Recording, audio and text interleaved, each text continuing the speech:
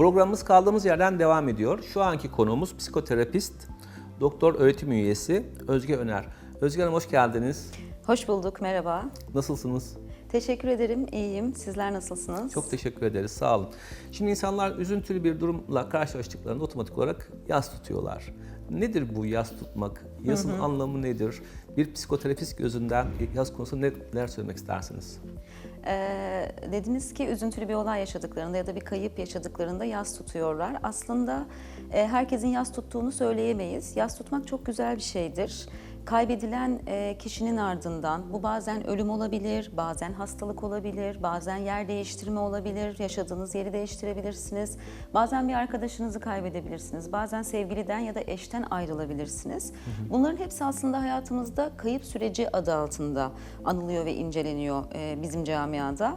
Çünkü baktığınızda deneyimlerimden yola çıkarak, gözlemlerimden yola çıkarak danışanlarımda gördüğüm şey, birisi öldüğünde hemen arkasından geldiklerinde bana verdikleri tepkilerle işte boşanma süreci, boşanma, bir yuva kaybı, evlilik, eş kaybı ya da bir yerden bir yere gitmek, göç etmek zorunda kaldıklarında ya da işte sevgilileri onları terk ettiklerinde yine aynı tepkileri veriyorlar. Bu çok ilginçtir ki o zaman kaybedilen bir nesne var ortada. Bu kaybedilen nesneye karşı insanlar farklı farklı tepkiler veriyorlar. Aslında beklediğimiz şey yas tepkisi vermek insanların. Çünkü sağlıklı bir ruhsal gelişim evresinden geçmiş bir birey, aynı zamanda sağlıklı bir kimlik ve kişilik geliştirmiş bireydir. Sağlıklı kişilik geliştiren insanlar yaslarını da sağlıklı bir şekilde tutarlar. Yas dediğimiz şey uzun bir süreçtir. İnsanların kendilerine zaman tanımaları gerekir. Yas tutmak beraberinde kabulü getirir. Kabulün arkasından aslında hüzün, depresif duygu durum, acı duygularla baş etmek, bunları tahammül etmek o kadar zordur ki insanlar o yüzden yas tutmayı atlayarak, yas tutmadan hemen hayata tutunmak, hemen bir şeylerle oyalanmak, farklı bir aktivitelere girmek, yeni insanlarla tanışmak gibi durumlar yaşayabiliyorlar. Bunları çok sık gözlemliyoruz. Bu sefer bu yas orada bozulmuş ve kokuşmuş bir yemek gibi kalıyor aslında ve bu tutulmayan yas insanların hayatları boyunca bütün yolculuklarını, hayat yolculuklarını etkiliyor. Çünkü o aslında travmatik bir kayıp ve o kaybı işlemlemezseniz hem zihinsel süreçlerinizde hem ruhsal süreçlerinizde gelecekteki yaşamınızda bütün seçimleriniz, tercihleriniz, insanlarla olan kurduğunuz ilişkiler tekrar sağlıklı olamayabiliyor. Peki yas tutmaktan kaçınmak mümkün mü? Yas tutmaktan kaçınmak aslında mümkün değil.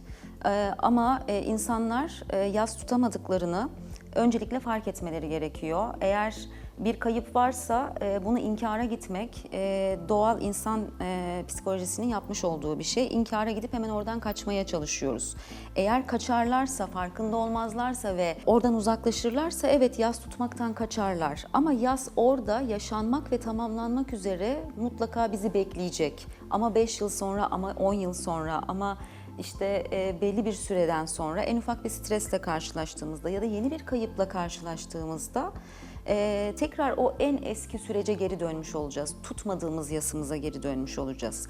Aslında her kayıp sizi bir önceki kayıplarınıza götürüyor ve hayata baktığımızda hayat kayıplarla dolu. Her an bir kayıptayız. Tabii. Ömrümüzden de adım adım gidiyor. Kendi yaşantımız da bir kayıp. O yüzden yas tutmaktan ne kadar kaçarsanız kaçın en sonunda bir yerlerde buraya takılacaksınız ve bunu halletmek zorunda kalacaksınız. Ve yani yasın inkarı mümkün değil diyorsunuz aslında. Yasın inkarı mümkün değil. Eğer inkar etmeye kalkarsanız katlanarak büyüyecek ve gidecek ve belli bir noktaya geldiğinizde bu birçok kayıpla karşılaştığınızda tutulmayan yaslar birikecek. Yani bir kabı doldurduğunuzu düşünün. Artık tamamen dolduğunda siz bütün tutmadığınız yasları tutmak zorunda kalacaksınız ve bir uzmandan destek almadan da mümkün olmayacak bu.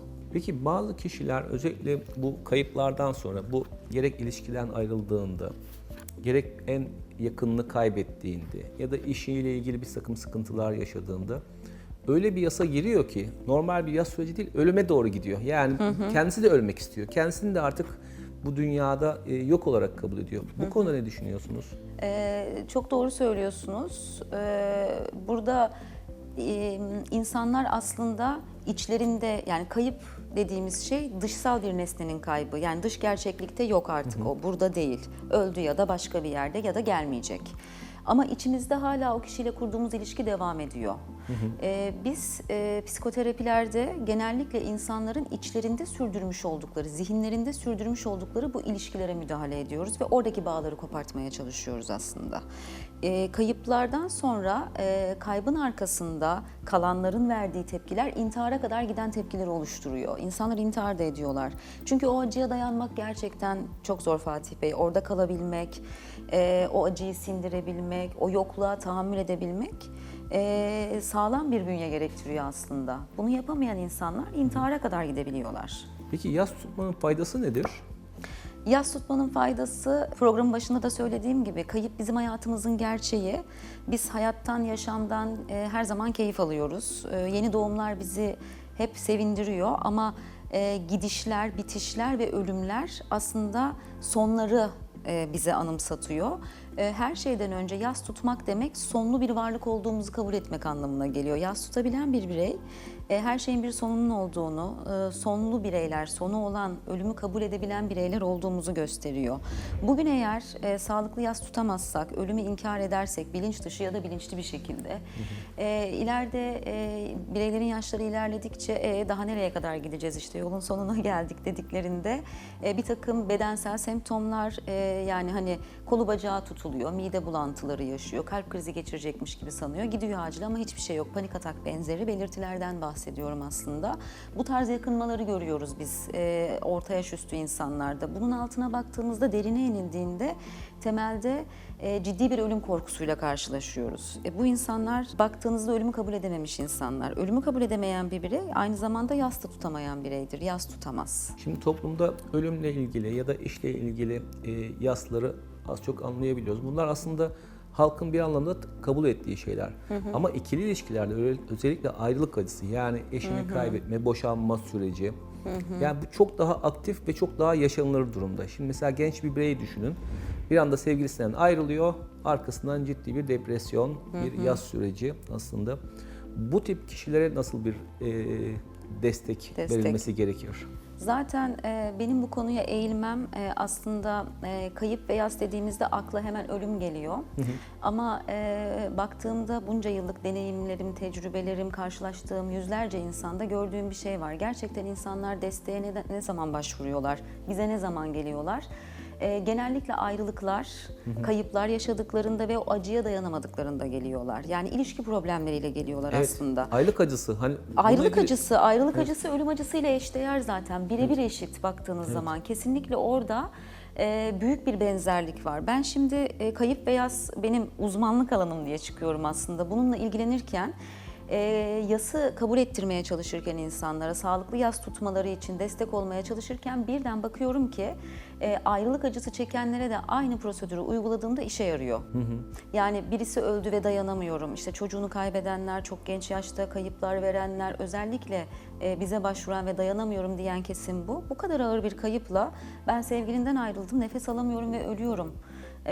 Terk edildim, aldatıldım diye gelenlerin verdikleri tepkileri aynı görünce dedim ki ben bir yakınını kaybeden, ölerek kaybeden kişilere uyguladığım terapi tekniklerini burada da uygulayacağım. Bir baktım ki çok işe yaradı. Ondan sonra da bir program geliştirdim işte bu insanlarla, bir grup ve bireysel program diye ikiye ayrılıyor. Aynı zamanda şöyle adlandırıyorum ben bunu: canlı ve cansız kayıplar. İnsanlar canlı kayıplar, ayrılık acısı çekmek canlı bir kayıp. Orada hala duruyor. Hatta ve hatta şunu gördüm, çok enteresandır ki Fatih Bey, cansız kayıp dediğimiz bir yakınını, çok sevdiği birisini ölümle kaybeden bireyler çok daha sağlıklı bu süreci atlatırken ayrılık acısı çekenler orada hep ufacık da olsa bir ümit olduğu için çok daha zor atlatıyorlar. Kesinlikle katılıyorum. O kadar önemli bir konu ki buraya eğilmek ve buraya bakmak gerekiyor. Bu acıyı da çeken insanlara baktığımızda kimlik ve kişilik örgütlenmelerinde bir defekt var, bir sıkıntı var. Yani sağlam bir kişilik yapısına sahip olamadıkları için travmatik bir geçmiş öyküsü olabilir, anne babayla kurduğu ilişkiler sağlıksız olabilir. Yani bizim sağlıklı bir kimlik kişilik geliştirebilmek için belli kurallardan geçmesi gerekiyor bireyin. Hayat hikayesini dinlediğimizde ya burada bazı defektler var diyoruz. Bu sana zarar vermiş ve sen örneğin narsist bir birey olmuşsun ya da örneğin paranoid bir birey olmuşsun. Çünkü sana zarar veren bir gelişim öykün var. O zaman da ayrılık acısını da çekemiyorsun aslında. Çok teşekkür ederim. Bence bir sonraki programımızı özellikle ayrılık acısı üzerine kurgulamak bence çok daha faydalı olur. Çünkü ölüm dediğiniz gibi geri dönüşsüz bir şey ama diğerinde ümit var. Evet. Bunun üzerine lütfen duralım. Kesinlikle bu çok önemli bir konu. Çok teşekkür ederim, sağ olun. Bugünkü program konumuz psikoterapist, doktor öğretim üyesi Özge Öner idi. Kendisine vermiş olduğu bilgiler için tekrar teşekkür ediyoruz. Programımız kaldığımız yerden tüm hızıyla devam ediyor.